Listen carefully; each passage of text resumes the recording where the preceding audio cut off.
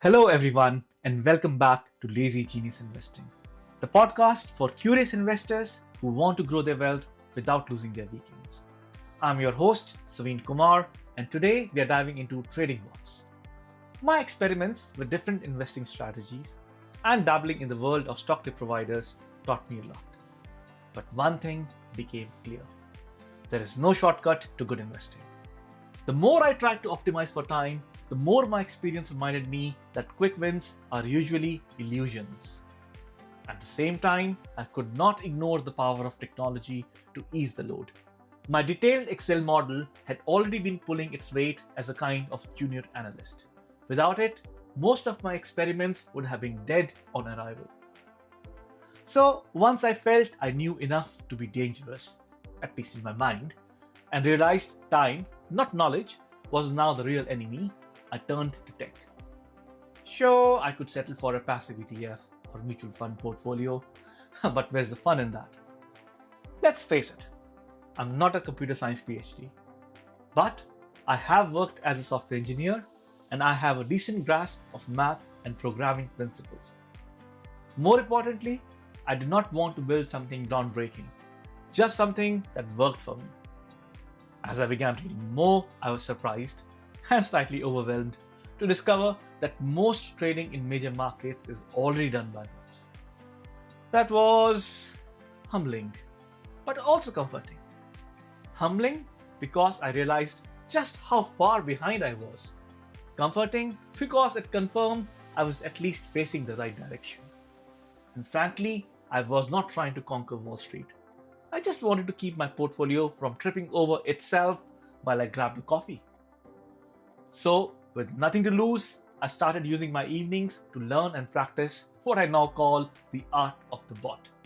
Here is what I discovered. 1. It is a whole new universe flooded with hype but short on verifiable success stories for retail traders. 2. Most of it is focused on trading, not long-term investing. Which makes sense. Bots don't get tired, don't get emotional, and never forget the rules. 3. It is not magic, but it could significantly reduce the grunt work of portfolio management and stock selection. So, have I finished building my perfect tool? Am I printing money in my sleep? Not quite. And if you are considering this road, here is what I'll tell you. 1. There is a learning curve. I'm still learning, testing, bouncing ideas around. It feels worth it, but I have not reached the promised land yet. 2. Building software solo, on borrowed time, and with a toddler level attention span. Let's just say it builds character. 3. While bot execution is actually easy, good strategy is not. Multiply 0 by a million, and all you get is a very fast way to lose money. In my view, you need to be a decent trader, or at least get advice from one, before you try to automate anything. So, was it another dead end? Not really. If anything, it opened up a world of possibility. It gave me the confidence that I could build something, not to beat the markets, but to build a system that lets me invest with less effort and more discipline. To me, it felt like a little upfront grind for a lot more peace down the road. Lazy investing, but the smart kind.